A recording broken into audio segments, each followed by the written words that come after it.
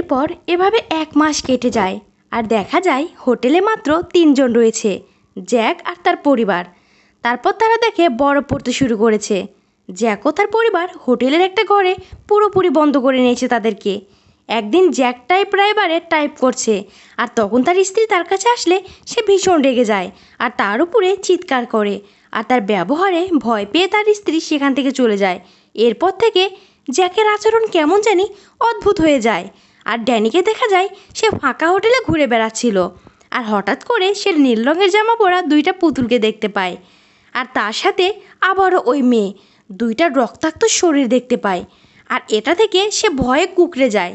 ওই মেয়ে দুটোকে বারবার কেনই বা দেখা যাচ্ছে। কয়েক বছর আগে এই হোটেলে যে হত্যাকাণ্ডটা ঘটেছিল এই হোটেলের 237 নম্বর রুমে। আর একদিন খেলতে খেলতে সে 237 নম্বর রুমের সামনে চলে আসে আর রুমটা লক করা ছিল আর ড্যানি সেই লকটা খোলার চেষ্টা করে। ড্যানি এখানেই ভুল করে ফেলে, কারণ ঠিক তার পরের দিন ড্যানির কাছে আবার 237 নম্বর রুমের কাছে চলে আসে আর দেখে দরজাটা আপনা আপনিই খুলে গেছে। ঘরের ভিতরে সে প্রবেশ করে, কেমন যেন একটা অশুভ ইঙ্গিত পাচ্ছে আর সে রুম থেকে কেমন একটা অদ্ভুত শক্তি তাকে রুমের দিকে ডাকছে। আর এই সময় দেখা যায় জ্যাক ঘুমিয়ে পড়েছিল। আসলে জ্যাক একজন লেখকও ছিল।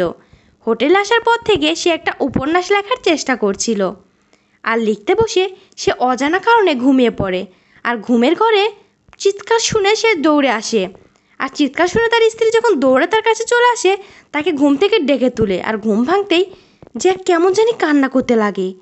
তাকে দেখে মনে হয় সে প্রচণ্ড ভয় পেয়ে গেছে এবং সে তার স্ত্রীকে বলে যে যেটা শুনে তার স্ত্রী অনেক ভয় পেয়ে যায়।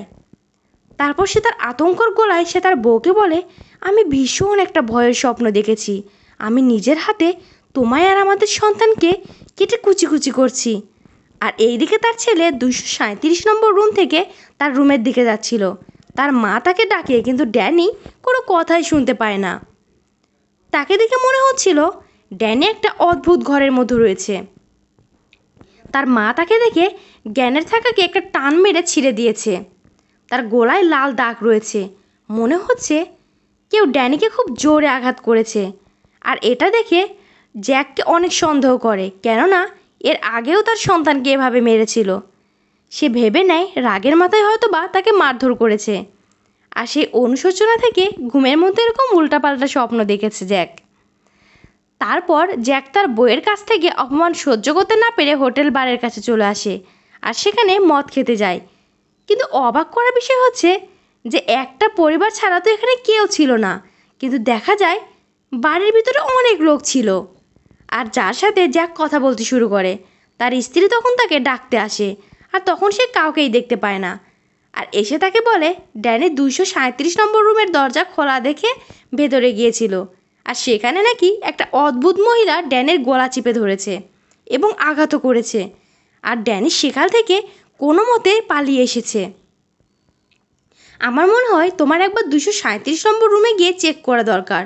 হয়তো হোটেলের ভিতরে বাহির থেকে কোনো লোক এসে এখানে অবস্থান করছে।